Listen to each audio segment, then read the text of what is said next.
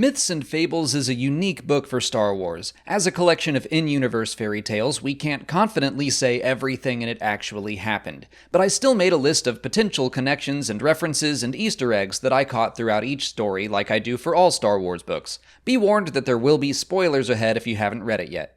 The very first story is about an exiled Jedi battling a dragon named Krayt on Tatooine. During the ordeal, he learns to control the dragon and demands that a marauding tribe of Tusken Raiders stop attacking nearby settlements.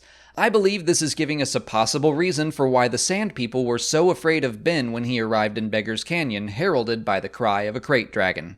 One story takes place on Glianselm, home of the Nautolan and Anselmi species. The Anselmi have rarely appeared in canon or Legends material, so even if Myths and Fables isn't quote-unquote true, it's the best look at their history that we have so far. It speaks of conflict between the Nautolans and the Anselmi, which was mentioned in Legends as the two species competed over what little land there was on their homeworld.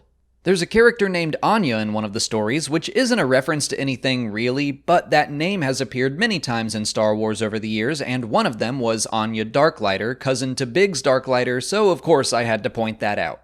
The Sokka homestead is mentioned in that same story, which takes place on Batuu. Cat Sokka is the proprietor of the kettle corn you can buy at Galaxy's Edge, but it's said that he's been dead for some time by the time of this story. Since Galaxy's Edge takes place in between The Last Jedi and The Rise of Skywalker, it sounds like this particular myth is the farthest into the timeline we've been in the current canon.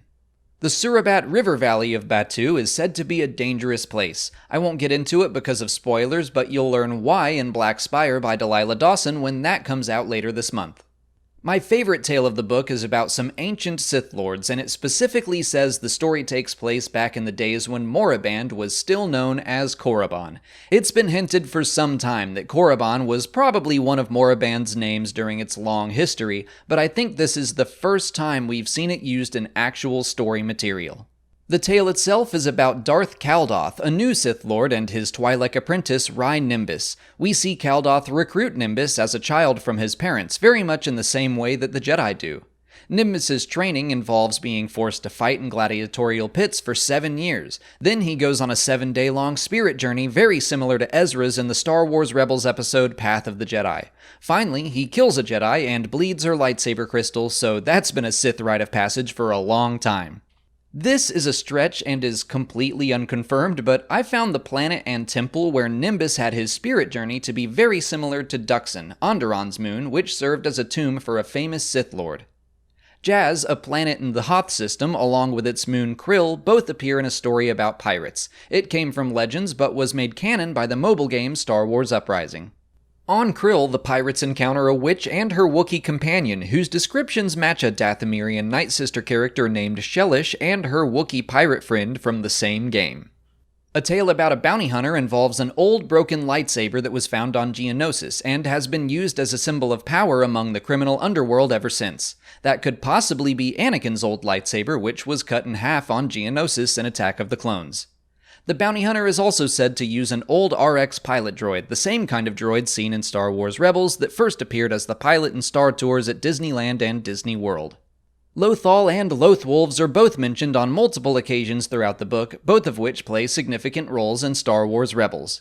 And that's everything I caught. Not a ton for this book because it's not very long. And remember, none of this stuff is strictly canon because the stories are in-universe myths. If you're interested in picking up Myths and Fables for yourself, it is available on Audible, and you can get it for free if you sign up for a trial by clicking on the link in the description or by visiting www.audibletrial.com/Star Wars Explained. So there is that, but I'd honestly save your free credit for a longer book, like Black Spire coming out later this month.